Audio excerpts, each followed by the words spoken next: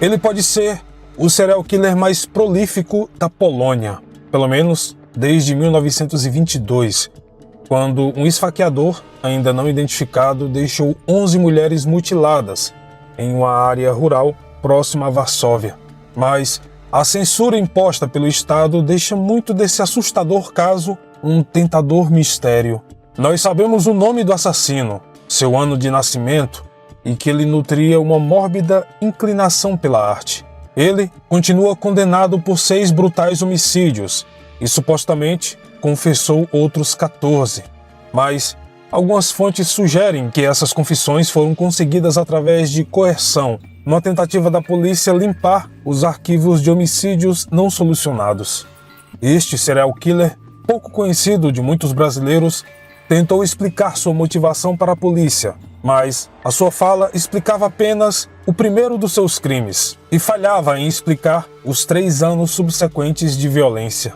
A reclusão perpétua em um asilo para lunáticos silenciou sua voz até os dias de hoje, talvez para sempre.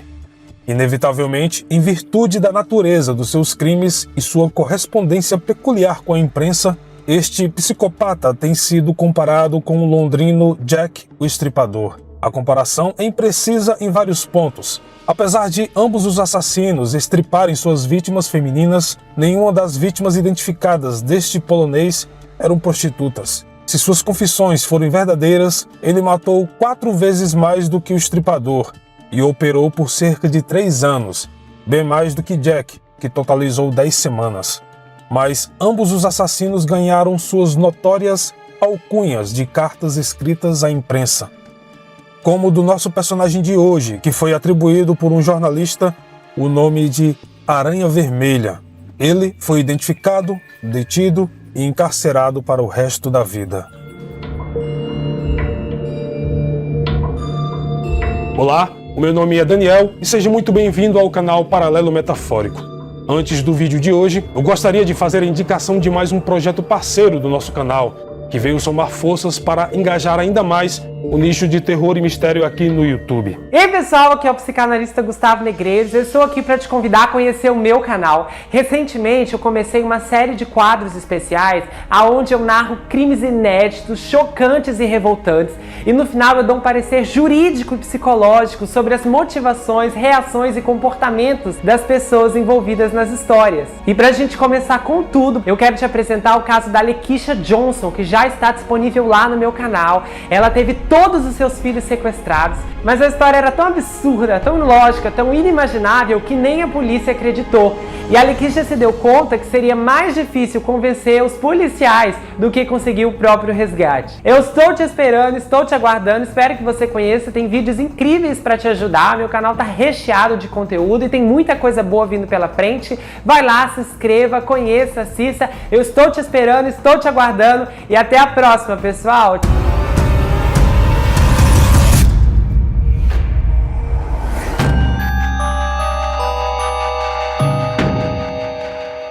Em julho de 1964, cidadãos poloneses se preparavam para celebrar o 20º aniversário do Levante de Varsóvia, luta armada que liberou a cidade da ocupação nazista na Segunda Guerra Mundial. Um grande desfile foi marcado na própria Varsóvia em 22 de julho, com outras manifestações menores que seriam realizadas em todo o país. Mas nem todos estavam interessados em comemorar. O primeiro indício de que algo estava errado chegou em 4 de julho, em forma de uma carta endereçada a Marian Starzyniecki, o editor do jornal local Przegląd Polityczny, escrita com a peculiar tinta vermelha com uma mão de aranha, como disse o jornalista. A nota falava o seguinte: não há felicidade sem lágrimas, nem vida sem morte. Estejam cientes, eu vou fazer com que chorem. Starzyniecki considerou a carta uma ameaça pessoal e procurou proteção policial. Mas o dia 22 começou e terminou sem que nada de ruim tivesse acontecido na capital do país. Mas isso não aconteceu em Olsztyn, cerca de 200 quilômetros ao norte, onde Danka Masijovic, de 17 anos, não retornou para casa após o desfile organizado pela Escola de Coreografia e Folclore local. Na manhã seguinte, um jardineiro que trabalhava no Parque de Heróis Poloneses encontrou o cadáver despido da adolescente loira escondido em um matagal. Ela havia sido violada e estripada. No dia 24 de julho, o jornal Kulisy de Varsóvia recebeu uma carta escrita com tinta vermelha que dizia: "Eu colhi uma flor suculenta em József e eu devo fazê-lo novamente em outro lugar, pois não há feriado sem um funeral." A polícia analisou a tinta e descobriu que se tratava de tinta própria para artistas, diluída em terebintina, um líquido utilizado para a destilação de resina. Ambos os elementos eram comuns e indetectáveis, e não existia outra amostra para comparação. A evidência, recolhida do cadáver de Danka, da mesma forma, era inútil sem um suspeito. Detetives nada podiam fazer, a não ser esperar e ver se o assassino faria jus à sua ameaça de mais mortes no futuro.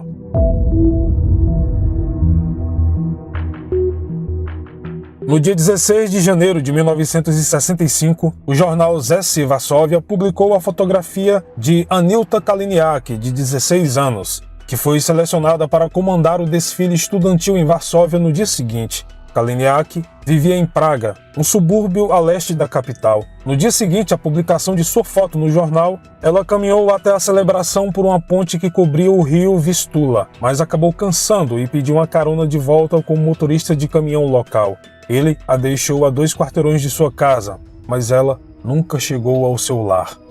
Familiares e amigos vasculharam Praga em busca de Anilta, quando outra das cartas vermelhas chegou, direcionando a busca ao seu lugar de descanso final. Eles encontraram seu corpo no porão de uma fábrica de couro, em frente à sua casa. O assassino tinha aparentemente espreitado à espera de Kaliniak, emboscando-a próximo de sua casa e a estrangulando com um garrote de fios. Quando ela já estava morta, foi abandonada com um espigão de metal projetado para fora de seus órgãos genitais. Em 1º de novembro de 1965, dia de Todos os Santos, o assassino atacou novamente, dessa vez em Poznan, 280 quilômetros a oeste de Varsóvia. Janka Popielski, uma jovem loira recepcionista de hotel, estava no terminal de transporte de Poznan naquela tarde, procurando por uma carona para visitar seu namorado em um vilarejo próximo. E nos arredores ela encontrou o maníaco, que a subjugou com clorofórmio e arrastou para trás de uma pilha de engradados, onde tirou sua calça, a violentou e esfaqueou até a morte com uma chave de fenda. Depois de mutilar suas partes íntimas, o assassino colocou o cadáver de Popielski dentro de um dos engradados, onde foi encontrado 1 hora depois. As mutilações eram tão horríveis que a polícia escondeu todos os detalhes da mídia.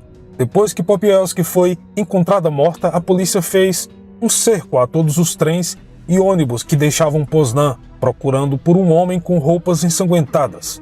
Eles não encontraram nada, é claro. E no dia 2 de novembro, um jornal local, o Courrier Zakony, recebeu uma carta escrita com tinta vermelha com citações de um livro chamado Popioli, escrito em 1928 por Stefan Żeromski. Um dos trechos dizia o seguinte: "Apenas lágrimas de mágoa podem lavar a mancha da vergonha. Apenas angústia e sofrimento podem apagar o fogo da luxúria." O assassino não estava se lamentando, e os detetives suspeitaram que o seu desejo por sangue não havia sido satisfeito ainda.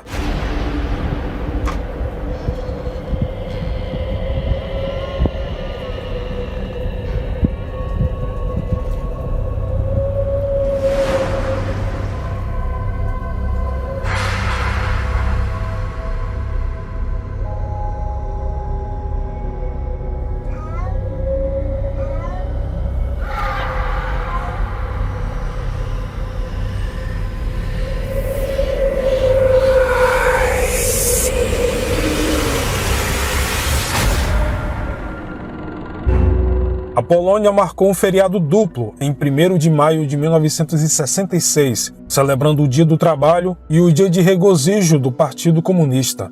Naquela noite, Marysia Kalaska, de 17 anos, saiu à procura de seu gato, em Żoliborz, um subúrbio ao norte de Varsóvia.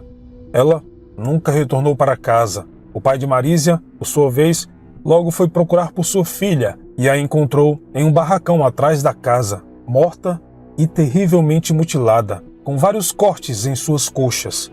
Uma autópsia revelou que ela havia sido violada antes do assassino manejar sua lâmina. O Major Cisnek, do Esquadrão de Homicídio de Varsóvia, foi colocado no comando do caso da Aranha Vermelha e começou a operar a partir de algumas presunções básicas. A primeira, ele julgou improvável que um maníaco cometesse crimes apenas em feriados importantes. Segundo, uma busca por toda a Polônia à procura de crimes similares acabou revelando 14 outros assassinatos com modus operandi similar ao da Aranha Vermelha, apesar de nenhum desses vir acompanhado das típicas cartas. Datando de abril de 1964, 5 dos assassinatos ocorreram em volta de Poznan, 2 em Bydgoszcz e 1 nas cidades de Białystok, Kielce, Lodz, Łomża, Lublin e Radom. Traçando o mapa dos assassinatos, o major notou que a maioria das cenas dos crimes estava ao sul e ao oeste de Varsóvia, em cidades conectadas diretamente por linhas de trem, a Katowice e Kraków. Até então, nenhuma dessas cidades havia sofrido ataques, corroborando com uma das teorias do major, de que o assassino não atacaria muito perto de sua casa. Ainda assim, essa teoria dificilmente solucionaria o caso por si só. Katowice era uma cidade maior que Varsóvia, com mais de 3 milhões de habitantes, enquanto Kraków tinha mais de 800 mil, uma amplitude gigantesca para procurar. Na véspera do Natal de 1966, 3 soldados embarcaram em um trem que iria de Kraków a Varsóvia. Preferindo não fazer o percurso na terceira classe, eles abriram um compartimento reservado e se chocaram ao encontrar um corpo feminino mutilado no chão. Eles chamaram o condutor e, por sua vez, alertou o engenheiro. A polícia de Varsóvia recebeu a chamada de rádio, ordenando que o trem prosseguisse sem nenhuma outra parada até a capital. Cada passageiro foi examinado no momento do desembarque, mas, novamente, os detetives não encontraram mãos ou roupas ensanguentadas. Dentro da caixa de correio do trem, provavelmente colocada através de uma fenda antes de deixarem Kraków, a polícia encontrou outra mensagem da Aranha Vermelha e dizia: "Eu fiz isso novamente". A vítima foi identificada como sendo Janina Kozielska, de 17 anos, moradora de Kraków. Sua mini saia de couro foi cortada com uma faca, assim como a parte inferior de seu abdômen e suas coxas. Novamente, a Aranha Vermelha tinha cuidadosamente evitado o contato com a face da vítima e seus seios. Investigando o assassinato, os detetives perceberam que o compartimento onde Janina viajava havia sido reservado por telefone. A pessoa que fez a reserva era um homem que se identificou como sendo Stanislav Kozielski, que seria marido de Janina, que encomendou as passagens por telefone e depois pagou por elas em dinheiro. O condutor do trem disse que mostrou a Janina o compartimento e comentou que seu marido chegaria em breve. O mesmo condutor checou a passagem do tal marido, mas não recordava de seu rosto. A polícia então percebeu que Janina conhecia seu assassino bem o suficiente para viajar com ele e pousar de sua esposa, já que ela não era casada. Eles supuseram que a mulher havia sido morta e mutilada durante os 10 minutos subsequentes à partida do trem, antes deles chegarem a Kraków. Ao chegar à cidade, o assassino saiu andando tranquilamente, deixando sua carta na fenda de correio enquanto os soldados subiam para viajar até Varsóvia e finalmente descobrirem o corpo. Uma checagem na vida da vítima revelou que sua irmã de 14 anos, Aniela, havia sido morta em Varsóvia 2 anos antes. Era muita coincidência. O Major Cisnek se convenceu de que se ele resolvesse a morte das irmãs, pegaria o psicopata mutilador. Ele interrogou os pais da vítima, mas eles não conseguiam levantar nenhum suspeito. A única coisa em comum que as garotas tinham, além da escola, dos pais e da casa, era que elas tinham sido modelos artísticas na Escola de Artes Plásticas de Kraków e faziam parte do Clube de Amantes de Arte. Ao começar pelo clube, o major apurou que ele tinha 118 membros, a maioria deles respeitosos homens de ofício, incluindo médicos, dentistas, jornalistas e oficiais públicos. Ainda operando com base na teoria de que o assassino não mataria em casa, o major procurou na lista de membros os residentes de Katowice. Ele encontrou Lucian Staniak, um tradutor de 26 anos que trabalhava para o governo polonês. Staniak viajava com frequência e, por conta de seu trabalho, usava um bilhete do tipo UGOI, um tipo especial de passagem, feita para viajantes ilimitados de trem em qualquer lugar da Polônia, com recursos pagos pelo governo. O major pediu para o gerente do clube de artes abrir o armário de Staniak. Dentro, ele encontrou diversas facas utilizadas para fazer pinturas em lonas, além de vários trabalhos recentes do artista. Ele tinha uma preferência por tinta vermelha, e uma pintura intitulada O Círculo da Vida fez com que o major ficasse confiante de que havia encontrado a Aranha Vermelha. A pintura retratava uma vaca comendo uma flor. A vaca estava sendo devorada por um lobo.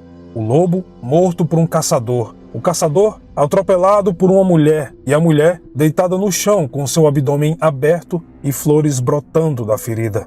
Em 31 de janeiro de 1967, o major alertou os detetives de Katowice, que foram até o endereço de Staniak. A polícia tentou contato pela porta, mas o suspeito não se encontrava. Staniak estava ocupado naquele momento, usando sua faca em outra vítima.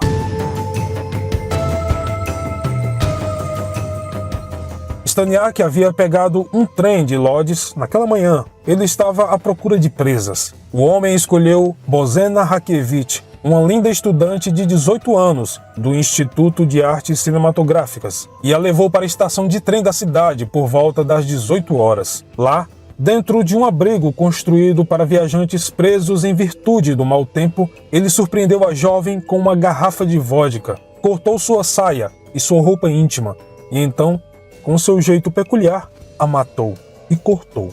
Apressado, Staniak deixou uma impressão digital na parte de cima da garrafa. Ele passou a noite bebendo em Lodz e então pegou um trem noturno de volta para Katowice. Detetives o prenderam na estação e o levaram para o interrogatório. Incrivelmente, Staniak rapidamente confessou ter cometido 20 homicídios, embora as queixas contra ele listassem apenas 6.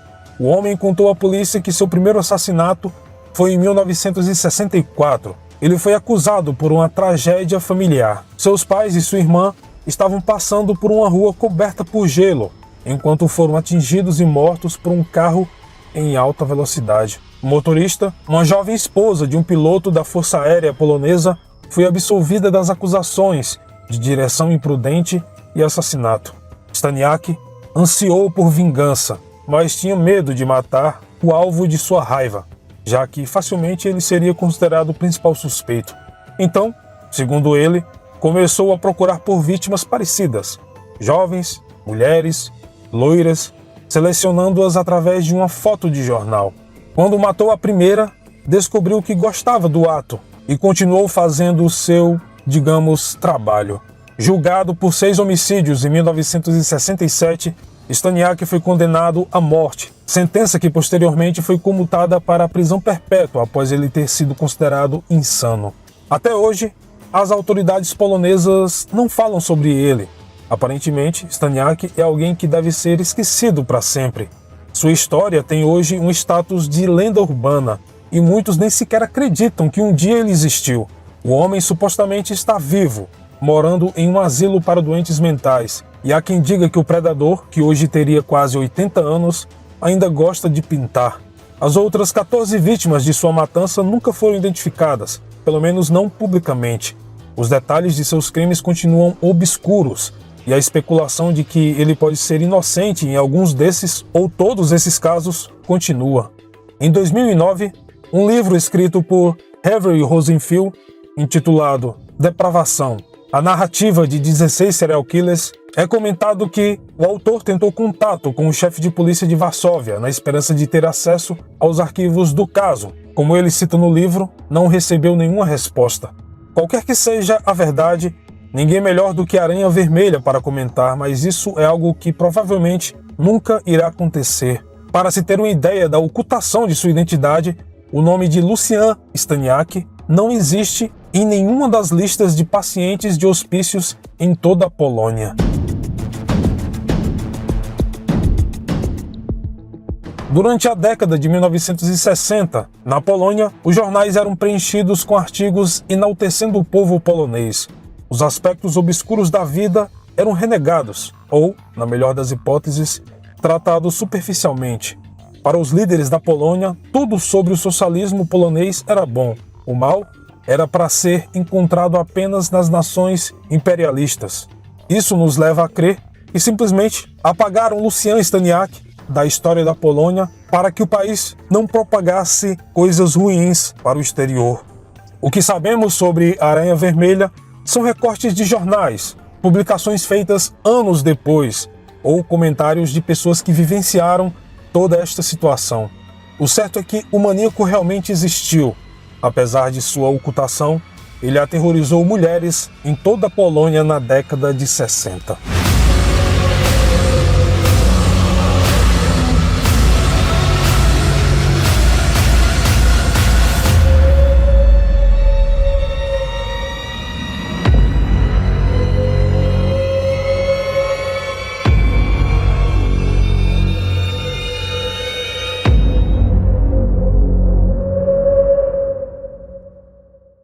Bom, este foi o vídeo de hoje. Muito obrigado por ter assistido até aqui e espero imensamente que tenham gostado. Não esqueça de se inscrever no canal, caso não seja inscrito, deixar o seu like, comentário e compartilhar este vídeo com seus amigos. Aqui na descrição do vídeo você encontra um link para as nossas redes sociais, a nossa campanha do Apoia-se, Seja Membro e os Criadores do Terror. E claro, o nosso novo projeto, O Estranho Mundo Real, onde você poderá gravar um vídeo contando relatos pessoais sobre acontecimentos de terror e mistério que você presenciou ou aconteceu com alguém muito próximo a você. Bom, no mais é isso. Muito obrigado pelo carinho e atenção de todos e, como sempre, nos vemos nos comentários. Até mais.